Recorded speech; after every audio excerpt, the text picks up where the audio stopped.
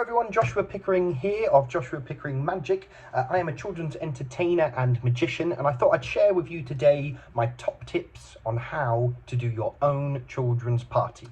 So, I know it sounds a little bit counterproductive for me to be telling you as a children's entertainer how to do your own children's party when really I want you to book me, but it is possible for you to do your own party, and I think you should if you want to. So if you're not hiring an entertainer, you want to do your own activities, here are my top tips on what you should do.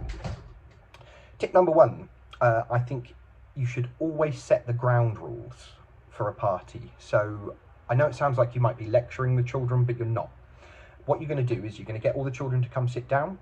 Usually I shout, or well, I have a microphone, but if you don't have a microphone, usually you would shout at the children, everyone come sit down. Last one to come sit down is a rotten sausage, something silly that will just get them to come sit down. It gets them giggling already. They've already laughed as you're getting them to come and sit down.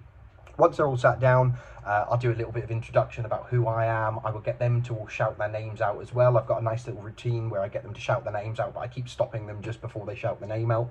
There's loads of different ways that you can do things like this just to engage them a little bit, show them a little bit of your personality and that you are a fun entertainer.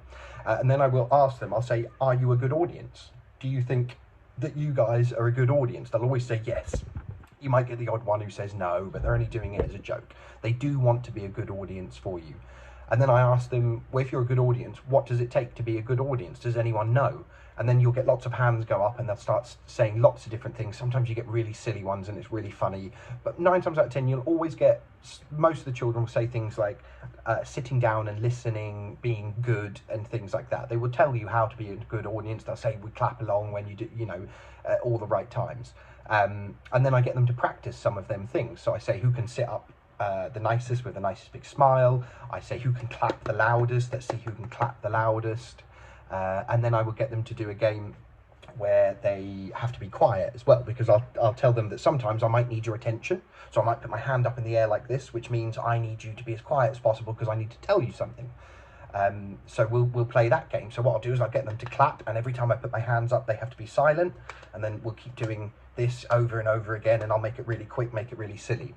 So I've set the ground rules for the party. They now know how to be a good audience, and I can refer back to that later on. If they are being a bit noisy, they are being a bit naughty, I can sometimes say things like, you guys told me you were a good audience. Can anyone remember what we said, what a good audience does? And usually that will bring them back in, get them to sit down, and I can get their attention again. The next tip that I've got for you is be silly. I think that's a really important thing at a children's party. Children love when adults are being silly with them. They want you to play with them. They want you to engage with them. So be silly with them. Let them ask questions. Don't stop them. If you're in the middle of something, or if I'm in the middle of something and I'm talking to the children and someone shouts something out, they've got a question, I always pause and I say, what did you say? And I'll get them to repeat it, and then I'll repeat it to everyone so everyone hears. 9 times out of 10, it's something hilarious, and you'll have something to say back to it. It will be funny. You'll get all the adults laughing in the room as well, and the kids will love it. My next tip is to plan your games. So if you're playing lots of party games, and you can stick to all of the traditional party games that you play at parties, but just plan them, because if you've got 30 minutes to fill, and you've only got 2 games that you're planning on playing, you've only got musical statues and musical bumps, or pass the parcel or something, sometimes them games might only take 2 minutes. They might not take very long at all. It depends if the kids are into playing them, want to play them. So my advice would be plan way more games than you're actually going to use. So I probably have a list of about 50 different possible games that I could play, because I've been doing this for about 10 years now. So I've learned loads and loads of different games. So I've always got loads of games in backup in my head. More recently, I've been trying to do games that involve all of the children at once. While I really, really love musical statues, because all the kids know it, they all like playing it. And obviously you have your winners and your losers. So when you have losers, and you've got them out, you get them to come and sit down with you. A lot of entertainers will always say, okay, you can be my helpers now, so you need to spot people. But they don't really want to do that. They want to be playing the game, so they get bored. So I've got a bunch of kids here bored, and I get to a point where I've got loads of kids that are bored and I've got 2 people playing. I don't really want that. I want everyone playing at the same time. So I tweaked some of my musical statues. I've got songs that do it. So there's just a song that tells you to stomp about and then to freeze. Sometimes when they freeze, instead of having to move, or not having to move, I will tell them, I want you to do your best penguin impression, or impressions like that. I'll get them to do different silly things, and then whoever does the best impression when we're paused, when the music is frozen, will get a prize. So that's when I give the prizes out. And you can tweak loads of games in that way. I also do a pass the parcel game, but instead of passing a parcel around and it having prizes in it, I pass this teddy that I have around, and they love the teddy, so that gets passed around the room. When it stops on you, you have to tell a joke. And honestly, this is the best advice I could give. If you can find a way to get kids to tell jokes during the party, the kids all love them, because when you tell a joke to a child, even if they don't get it, they will laugh, because they understand how setup and punchline works. They might not understand the joke or the content of the joke, but they will laugh because they want to be involved. If you get a child to tell a joke, all the kids will laugh at it, but if it's a ridiculous joke that doesn't make any sense, which 9 times out of 10, that's what you're going to get from a child, all the adults will laugh as well. It's such a good part of my party that I do, and I recommend you do it as well. My next tip would be try and learn some balloon animals.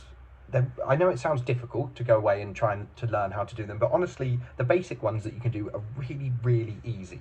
So you can buy Qualatex balloons is what I use. So Qualatex are a brand of balloons that you can get. I'd recommend getting them because they're really good, but you can also they're about £5 a bag, which is, you get about 100 in there. You can also get them from like supermarkets and things like that, but they're sometimes not as good quality and they pop. But go away, learn some balloon animals. It will take you an evening, if that, to learn balloon animals. All you need to be able to do is a dog and a sword. Really, you could get away with just doing them too. You could get away with just doing a sword, and there's lots of different versions of swords. You can do a really complicated one or a really easy one. Dog is probably the easiest thing to make. It just involves a few easy twists. But if you want to get a bit better at it, you can learn things like dogs, giraffes, any animals really, elephants, cats. Rabbits as well are quite popular. Butterflies are always very popular as well, and flowers.